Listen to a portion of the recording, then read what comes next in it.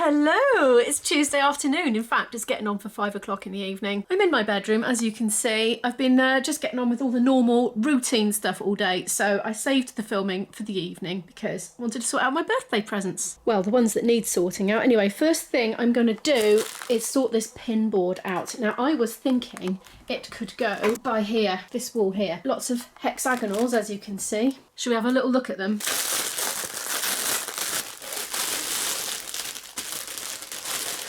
Whoop!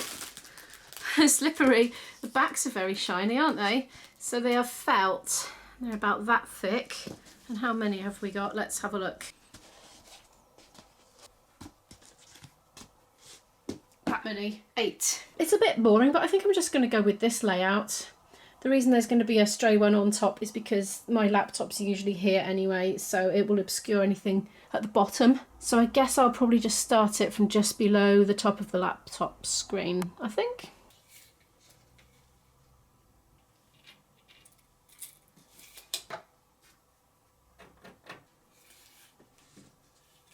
I've made that pencil mark so faint that I can't see it. It's there. Okay, yeah. I think I'm going to do the middle row of 3 first, and then work down and up from there. In fact, I shall stick the very middle one in first. So that's going to go about there, my little mark where it needs to go. So right in the middle, I'll make sure there's equal space either side, and then I'll slot the other 2 in, then work down, and then work up. There we are, I've got the first one on. I do hope it's going to stick with these command strips. I don't know if you're familiar with these command strips. First thing you have to do is take this black strip off the back, and then you press it against the wall. Well, you're supposed to clean the wall first, but does anybody do that? I don't know. I did with the windows, it didn't work. But anyway, that's another story. So yeah, you take that off, then you press it on the wall, and then you've got to press against it for 30 seconds. And I'm not very strong, so I'm literally leaning right in there with all my body weight on it for 30 seconds.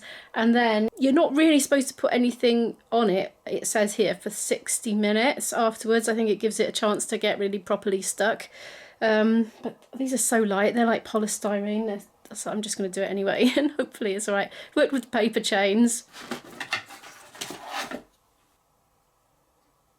I think I'm going to give it a centimetre gap, because why not, it'll look cool.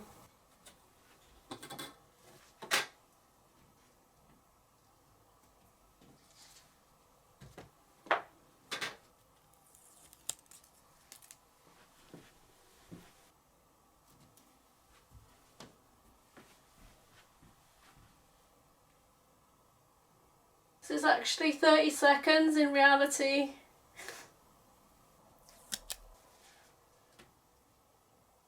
I'm doing this by eye now. Oh, yeah, it's going okay.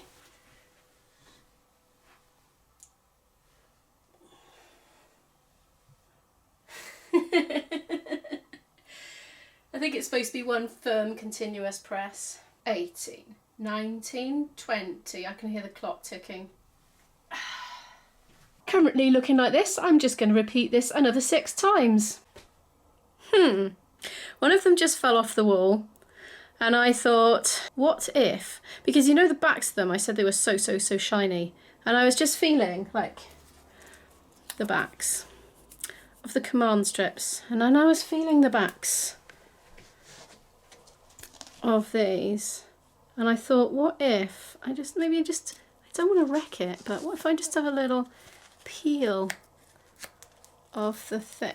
It's only flipping self-adhesive. It's sticky. I can just stick them straight to the wall. I'm glad I've discovered that now before using all the command strips. Fortunately, I'm on my 4th. What am I like? This should speed me up a bit anyway. This is anyway a very good opportunity to show you how to remove a command strip without damaging. You basically pull it down in that direction, not any other direction, and it elongates like that. And poing, damage free, at least that's the idea. It's expensive. I'm cross with myself for doing that.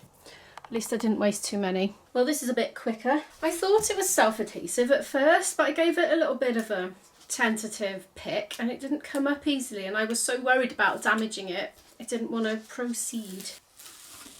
But anyway, I am now.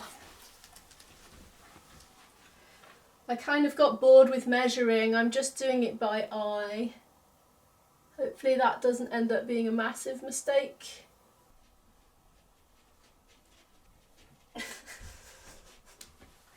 Starting to really take shape. It's starting to look quite cute, I think. Oh, it's going to look really sweet when it's done.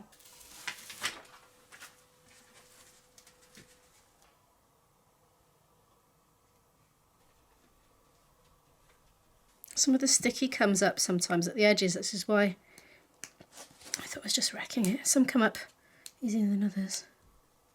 Yeah, there we are.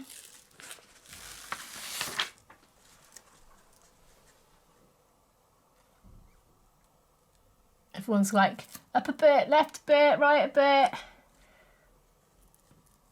bit. One more to do. I'm just wondering if I really want that one on the top because it looks like a cute flower at the moment. That's where the top one's gonna go. Let's just rest that there for a general idea. Oops. It could be at the bottom. Thing is, my laptop screen's gonna be flipped up there. No, I'm gonna do it at the bottom because it'll look like a stalk and then it'll be better for soaking up acoustics because I'm not going to be talking up there. There we are. It doesn't really look like a stalk, but I don't mind. I'm quite happy. I've just got to put the pins in now. I've stuck my first little notes on there, some things I'm trying to commit to memory. I haven't remembered all of it. Anyway, I might as well just stick these up here really for now.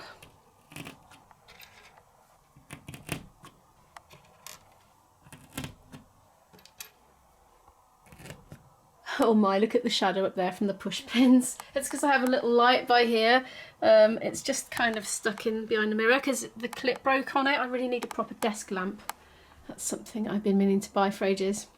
Anyway, yeah, cool. Glad I've done that. And next is going to be getting both of these operational and interchangeable. So these are the quick release catches that go on the top of tripods. So let's get it on. Ironically, this is already a quick release. This one, look, you just pull the lever out.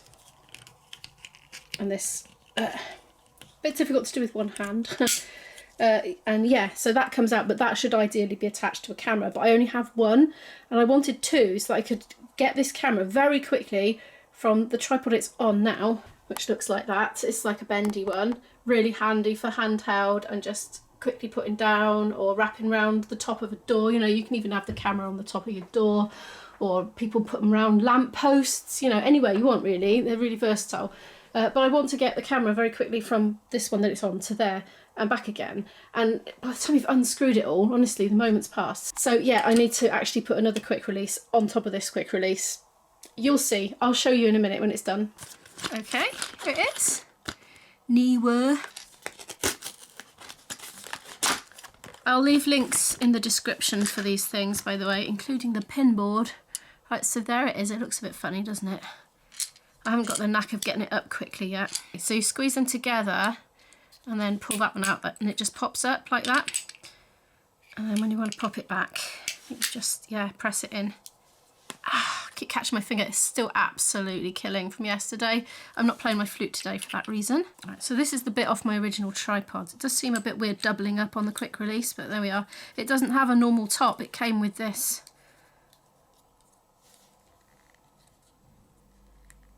Ouch. We're on hands-free. Ooh. It's going to take me a little while to get used to that snapping them on and off, I think. That's obviously something I'm going to struggle to film. I suppose I could do it with the other camera. Okay, I'll have a go with the other camera. That's wobbling. It's just going to wobble. Oh, it's so annoying, this camera. Okay. Stay. One. Off. It's remembering which way is the front as well. I get it right. Okay, so you've got to get it so that it's stuck out like that. That's where I was going wrong. So once that bit's showing, that should, in theory, snap in. All right, let's try it.